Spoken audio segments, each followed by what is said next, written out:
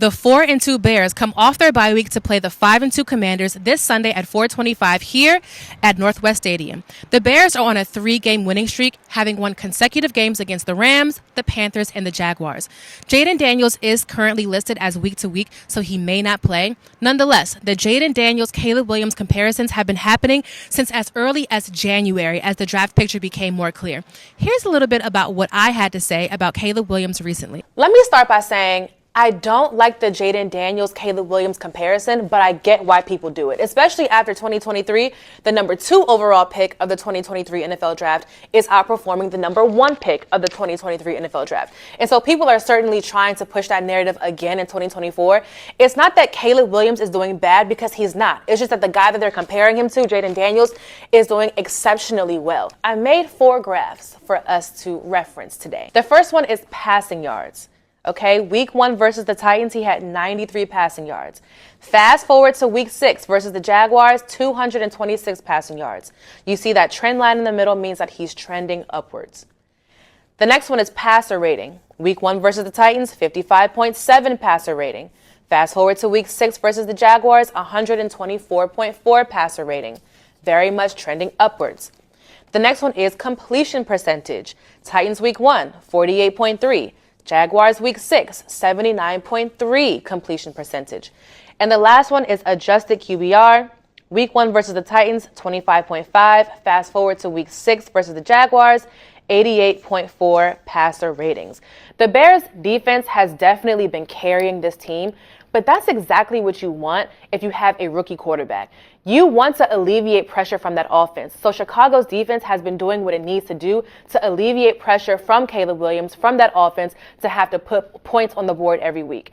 That is the best division in football, in my opinion, by far. The Packers and the Bears are both 4-2. And they're both at the bottom of their division. That's crazy. So is it that Caleb Williams is heating up, or is it that he has performed well and the Bears have gotten wins against bad teams? Let me first say, you can only play the team in front of you. The Bears don't hand select their opponents week to week. So if they are beating bad teams, they should be. They're 4-2. Who are the 4 teams they've beaten?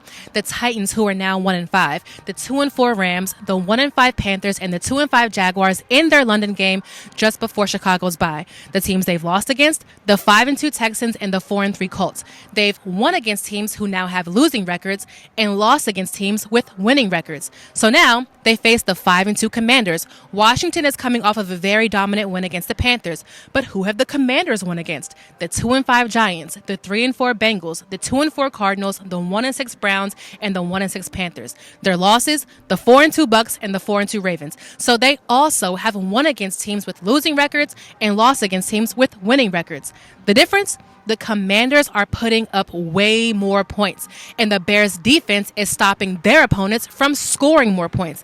The Commanders have 4 games scoring 30 or more points, 2 of those games having scored more than 40 points. The Bears only have 2 games scoring 30 or more, never having scored at least 40 points. But Chicago's defense has prevented their opponents from scoring more than 21 points. The Commanders' offense is better, but the Bears' defense is better, which is why this is such a great matchup. Again, head coach Dan Quinn said that Jayden Daniels is week to week, so we'll see if he sits out and if Marcus Mariota comes in, who, by the way, looked really great in this offense. He almost hasn't looked this good since Oregon. If Jayden does sit, which I would not be mad at because we don't need a repeat of RG3, Marcus Mariota could potentially hold the Commanders over and win games because of Cliff Kingsbury's system. Marcus Mariota had a good college career in that Oregon system, and if he finds his stride again in this Cliff Kingsbury system, it could be the perfect QB2 scenario. This is exactly why they got Marcus Mariota and let Jacoby Brissett walk. It wasn't because Jacoby didn't add any value to the roster. It's because Mariota's game more closely resembles Jayden's game. And if something were to happen to QB1, the system would still be very favorable to QB2.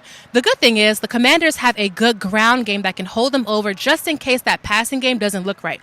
The Commanders have the most rushing touchdowns in the NFL. They're number 1. They are the number 2 rushing offense in the NFL behind the Ravens in terms of rushing yards. Brian Robinson Jr. is back along with Austin Eckler and Jeremy McNichols. Surprisingly, the offensive line looks really good, but the Bears are top 10 in rushing defense in terms of yards allowed. It's almost like an unstoppable force meets an immovable object. If Jayden is in, I think this is the Commanders' win. If Mariota is in, it depends on if he performs closer to his ceiling or to his floor. Cliff Kingsbury can dial him up some suitable plays, but can the Commanders withstand the Chicago defense?